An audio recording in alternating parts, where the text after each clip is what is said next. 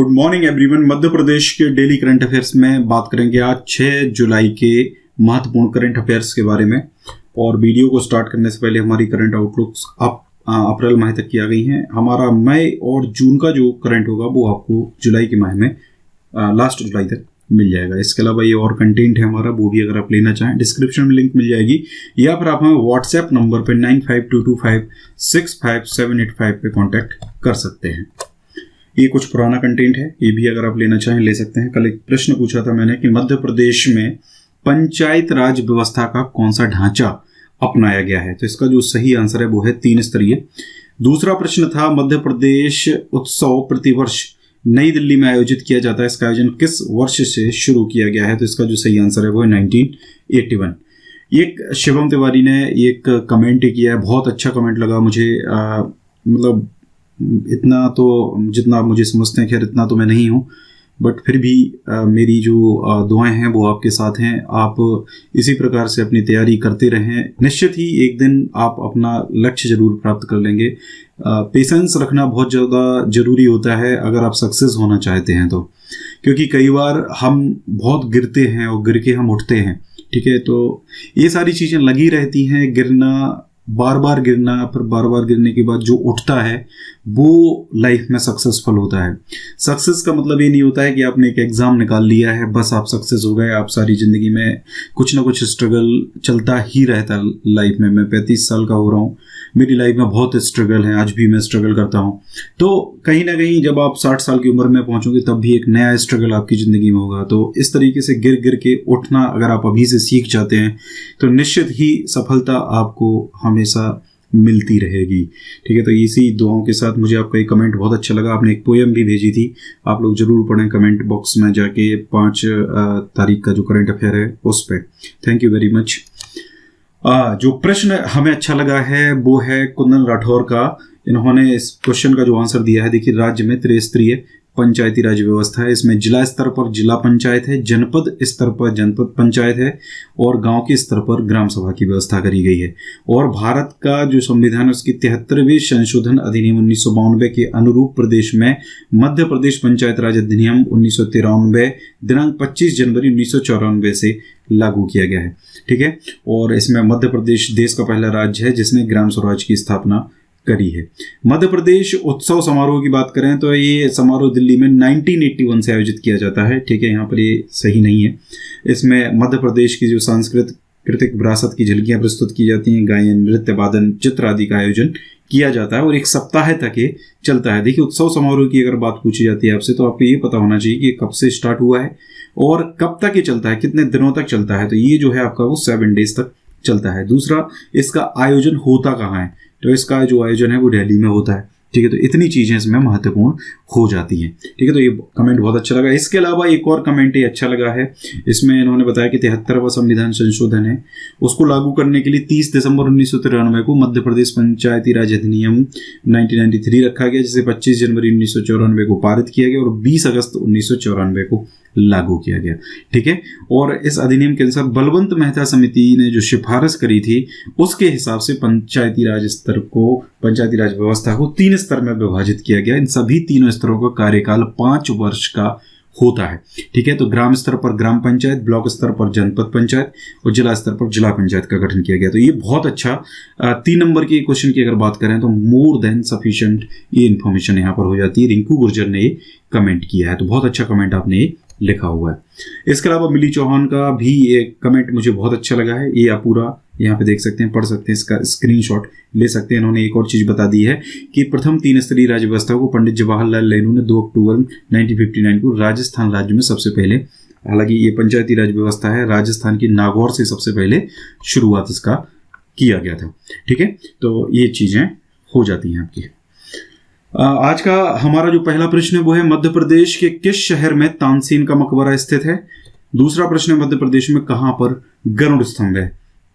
ये 2 प्रश्नों का आपको कमेंट करके आंसर बताना है। गाइस हमारी एमपीएसआई और एमपी कांस्टेबल की टेस्ट सीरीज अवेलेबल है, एमपी करंट की भी टेस्ट सीरीज अवेलेबल है, लेना चाहें आप इनको ले सकते हैं। चलिए स्टार्ट करते हैं। देखिए मध्य प्रदेश की जो शिवराज सरकार है उसके लगभग 100 दिन पूरे हो चुके हैं।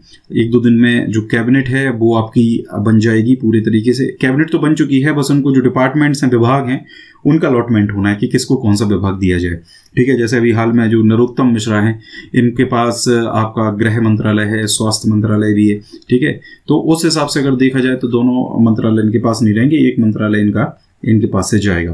ठीक है, तो इस तरीके से डिपार्टमेंट सबको कुछ ना कुछ डिपार्टमेंट दिया जाएगा। तो इसका भी मैं एक वीडियो जो है वो जल्दी आपको बना के दूंगा, जैसे ही डिपार्टमेंट आपका हो जाता है। इनके विधानसभा क्षेत्रों के साथ मैं आपको पूरी इन्फॉर्मेशन जानकारी दे दूंगा। देखिए, यहाँ पे अगर बात करते हैं तो पूरे 100 दिन की जो इन्होंने कहा कितना पैसा खर्च किया है किस चीज़ में, तो सारी चीज़ें हैं इसमें, कुछ योजनाएं भी हैं, उन सब चीज़ों के बारे में हम डिस्कस करेंगे। हालांकि हम पहले भी डिस्कस करते आए हैं, जैसे मार्च माह का जो करंट था, अप्रैल माह का जो करंट था, उसमें भी हमने काफ़ी चीज़ें डिस्कस करी थी। मई का और जून का करंट अफेयर आपका बचा है, तो जून का मैंने तैयार कर लिया लगभग। जल्दी मैं आपको वीकली जून का पूरा करंट अफेयर जो है वो करवा दूंगा। यहाँ पे देखिए, बात करते हैं तो कुल 7.7 लाख मीट्रिक टन गेहूं और चावल वितरित किया गया है इन 100 दिनों में। इसके अलावा पंच परमेश्वर योजना जो है, इसमें 1555 करोड़ की राशि और 15वें वित्त आयोग में नगरीय निकायों को करीब 330 करोड़ रुपए आवंटित किए गए हैं 100 दिनों में। ठीक है, इसके अलावा आध्यात्म विभाग आपको पता है फिर से शुरू कर दिया गया है शिवराज सिंह चौहान के कार्यकाल में। तो जो शासकीय देवस्थान है उनके पुजारियों के लिए 6 करोड़ और बिजली उपभोक्ताओं को 623 करोड़ रुपए की राशि प्राप्त हो रही है। इसके अलावा बाहर से आए श्रमिकों के लिए मुख्यमंत्री चौहान ने श्रम सिद्धि योजना भी लागू की है, जिसमें न केवल श्रमिकों के मनरेगा योजना में जॉब कार्ड बनाए जा रहे हैं, बल्कि उन्हें स्थानीय स्तर पर रोजगार भी मुहैया कराया जा रहा है। श्रम सिद्धि अभियान की अगर बात करते हैं तो ये जो मुख्यमंत्री शिवराज सिंह चौहान है, इन्होंने 22 मई, ठीक है, हालांकि हम इसको मई के करंट में डिस्कस करेंगे पूरा, तो 22 मई को हर पंचायत में श्रम सिद्धि अभियान की शुरुआत करी थी। इस अभियान में घर घर सर्वे करके जिनके जॉब कार्ड नहीं उनके कार्ड बनाकर उन्हें काम दिया जा रहा है। इसमें लगभग 3,65,000 नए जॉब कार्ड जो है वो बनाए जा चुके हैं अभी तक। ठीक है, जब से ये योजना लागू करी गई है। तो ये श्रम सिद्धि अभियान है आपका। आगे अगर हम बात करते हैं तो आजीविका मिशन से जुड़ी जो महिलाएं हैं और शहरी क्षेत्र की जो महिलाएं हैं, उनको घर पर ही मास्क बनाने का काम अभियान के रूप में प्रारंभ किया गया है, जिसको जीवन शक्ति अभियान के रूप में पहचान मिली है। ठीक है, और इसमें जो ग्रामीण अंचल में लगभग 20,000 से अधिक समूह की जो महिलाएं हैं वो इस अभियान से जुड़ी हैं। अभी तक उनके द्वारा 1 करोड़ मास्क, 17,000 हैंड वॉश, 97,000 सुरक्षा किट का निर्माण किया जा चुका है। ठीक है, और मध्य प्रदेश में ये डेट याद रखिए, 23 मार्च 2020 को मुख्यमंत्री शिवराज सिंह चौहान बने थे मुख्यमंत्री, और इनके नेतृत्व में नई सरकार के गठन के साथ ही कोविड-19 जैसी महामारी से निपटने के महाअभियान की शुरुआत भी की गई थी। ठीक है, तो ये जो डेट है ये महत्वपूर्ण है, इसलिए ये याद रखनी होगी आपको। आगे बात करते हैं अगर हम, तो पिछले 3 माह के कार्यकाल में विभिन्न योजनाओं में करीब 5 करोड़ 17 लाख हितग्राहियों के खाते में करीब 38,000 करोड़ की राशि अंतरित करी गई है, मतलब भेजी गई है, ट्रांसफर करी गई। इनमें सामाजिक सुरक्षा पेंशन की बात करें तो 562.34 करोड़, 3 विशेष पिछड़ी जनजातियों के लिए 44.60 करोड़, ये सहरिया बैगा भारिया जनजाति हैं। मुख्यमंत्री प्रवासी मजदूर सहायता योजना में 14.81 करोड़, श्रम सिद्धि अभियान और मनरेगा के अंतर्गत 1862 करोड़, फसल बीमा योजना के अंतर्गत 2981 करोड़, प्रधानमंत्री किसान सम्मान योजना जो भारत सरकार की योजना है इसमें 1500 करोड़ रुपए, स्कूल शिक्षा विभाग के अंतर्गत मध्याह्न भोजन योजना में 87.49 लाख विद्यार्थियों को 263 करोड़ और रसोइयों के खाते में 84 करोड़ की राशि 3 महीने में दी गई है। ठीक है, मतलब कोरोना का जो टाइम है उसमें भी काफी काम जो है इन्होंने इस तरीके के किए हुए हैं। आगे बात करते हैं तो छात्रवृत्ति की जो योजना है उनमें 51 लाख विद्यार्थियों को 475.30 करोड़ दिए गए हैं। पिछले 100 दिन का रिकॉर्ड मैं आपको सिर्फ बता रहा हूं कि मध्य प्रदेश में एक तरफ जहां कमलनाथ सरकार केवल एक चीज कहती थी कि हमारे पास बजट नहीं है, यहां पे अगर बात करी जाए तो ये फिर इतना बजट कहां से मध्य प्रदेश के पास आया है। ठीक है, इसके साथ साथ जो गेहूं उपार्जन है उसके फलस्वरूप करीब 16 लाख किसानों को 24,000 करोड़ रुपए की राशि प्रदान की गई है। इसके साथ ही चना, सरसों और मसूर की खरीदी पर लगभग 3 लाख किसानों को 2762 करोड़ रुपए की राशि यहाँ पे दी गई है। तेंदुपत्ता संग्राहक जो हैं इनको प्रति मानक बोरा 2500 रुपये प्रदान किए जाते हैं, इनमें टोटल 477 करोड़ रुपए। संबल योजना जो फिर से शुरू करी गई है शिवराज सिंह चौहान के द्वारा, इसमें 24,000 से अधिक हितग्राहियों को 137.41 करोड़ और करीब 9 लाख निर्माण श्रमिकों को 177 करोड़ रुपए की राशि इसमें दी गई है।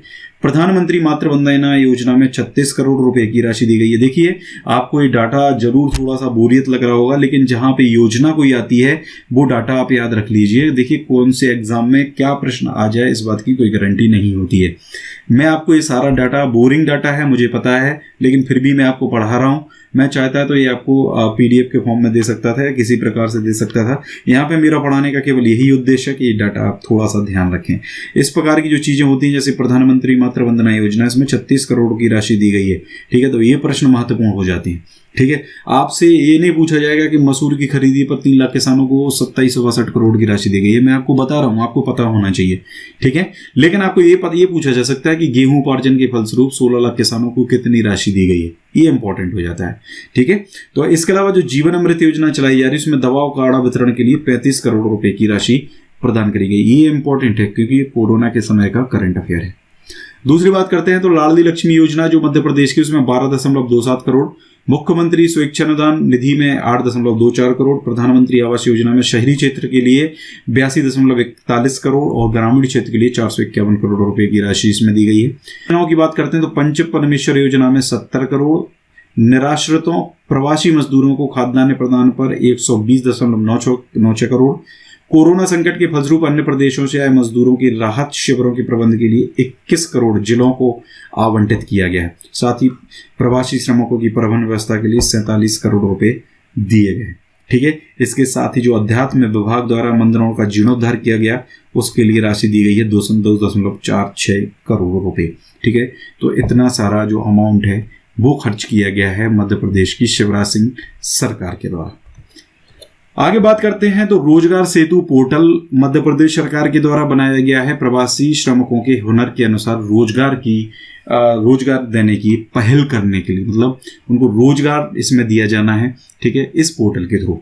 तो इस पोर्टल के माध्यम से जो नियोक्ता है और जो श्रमिकों का सीधा संपर्क बना, एक ब्रिज की तरह सेतु इसको इसलिए कहा जा रहा है। ठीक है, तो ये नियोक्ता और श्रमिकों का एक सीधा संपर्क इसमें बना है। पोर्टल पर अभी तक 20,000 नियोक्ताओं ने पंजीयन करवाया है और 6,000 से अधिक जरूरतमंद श्रमिकों को रोजगार भी दिया जा चुका है।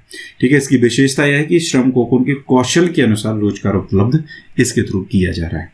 ठीक है, तो ये इंपॉर्टेंट करंट अफेयर आपका बन जाता है। एक और very very very most important current affair है, थोड़ा सा पुराना जरूर हो गया है, लेकिन यहाँ 100 डेज की बात करी जा रही है, इसलिए मैंने यहाँ पे इंक्लूड किया है। बाकी मई के करंट अफेयर में इसको इंक्लूड किया जाएगा। ठीक है, देश के कुल गेहूं उपार्जन में कौन सा प्रदेश पंजाब को पछाड़कर पहले नंबर पर आ गया है? तो मध्य प्रदेश है इसका सही आंसर। और गेहूं का जो उपार्जन है, अभी तक पंजाब उसमें पहले नंबर पर हुआ करता था। ठीक है, परंपरागत रूप से गेहूं उत्पादन और उपार्जन में देश में सबसे आगे होता था पंजाब। यह स्थान आज मध्य प्रदेश ने प्राप्त कर लिया है। इस वर्ष की अगर बात करते हैं, यानी कि वर्ष 2020 की बात करें अगर, तो 129 लाख मीट्रिक टन से अधिक गेहूं उपार्जन करके मध्य प्रदेश ने एक इतिहास रच दिया है। 129 लाख मीट्रिक टन आपको याद रखना है, डेटा याद रखना है, महत्वपूर्ण है। अगर बात करते हैं देश के कुल गेहूं उपार्जन की, ठीक है, तो उसका 1/3 योगदान किसका है? हमारे प्रदेश का, यानी कि मध्य प्रदेश का है। अभी तक पंजाब इसमें आगे हुआ करता था, आज मध्य प्रदेश इसमें आगे हो गया। मध्य प्रदेश अकेला ऐसा राज्य है जहां पर वर्ष 2012-13 से ही ई उपार्जन नाम का एक सॉफ्टवेयर तैयार किया गया था। ई उपार्जन, ठीक है, ई उपार्जन का एक सॉफ्टवेयर बनाया गया था, जिसके माध्यम से किसानों के पंजीकरण से लेकर उपार्जन केंद्रों का निर्धारण, किसानों से क्रय की प्रक्रिया, गोदामों तथा ट्रकों से परिवहन और किसानों को भुगतान, सभी प्रक्रियाएं जो हैं वो पूर्णतः ऑनलाइन हैं। ठीक है, इसलिए इसमें जहां पे चीजें ऑनलाइन होती हैं वहां पे भ्रष्टाचार होने के चांसेस कम होते हैं। हालांकि गवर्नमेंट्स हैं तो भ्रष्टाचार तो देखो कहीं ना कहीं किसी ना किसी तरीके से, चाहे कांग्रेस की सरकार हो, चाहे बीजेपी की हो, चाहे सपा की हो, चाहे किसी की भी हो, सबके सब ज्यादातर लोग भ्रष्टाचारी इसमें होते हैं। मंत्री नहीं करता है तो अधिकारी करता है, अधिकारी नहीं करता है तो मंत्री करता है, मंत्री अधिकारी नहीं करते हैं तो कर्मचारी करता है। बाबू तो हर डिपार्टमेंट का करप्शन करता ही करता है। ठीक है, लेकिन आप जो जॉब करेंगे आपको ये सब नहीं करना चाहिए, क्योंकि अब गवर्नमेंट पैसा भी ठीक ठाक देने लगी है और आजकल थोड़ा समय भी खराब आ गया है इन सब चीजों को लेके। लोग 200 रुपए की रिश्वत, 400 रुपए की रिश्वत, 2000 रुपए की रिश्वत के चक्कर में अपनी नौकरी तो गंवाते ही हैं, साथ में जेल भी जाते हैं। पटवारियों के बारे में अक्सर आप सुनते रहते होंगे कि फला पटवारी 1500 की रिश्वत लेते हुए गिरफ्तार, रंगे हाथ पकड़ा गया, लोकायुक्त का छापा। तो ये सब चीजें नहीं करनी चाहिए। ठीक है, देखिए इज्जत जो होती है एक बार चली जाती है तो दूसरी बार उसको गेन करना बड़ा मुश्किल होता है। ठीक है, तो ये जो गेहूं का जो अभियान, उपार्जन का जो अभियान चलाया गया कोरोना और लॉकडाउन के दौर में, विश्व का सबसे बड़ा अभियान ये एक तरीके से रहा है। तो गाइज ये पूरा था हमारा आज का करंट अफेयर का वीडियो। अच्छा लगा है लाइक करिए, वीडियो को ज्यादा से ज्यादा शेयर करिए। Thank you very much.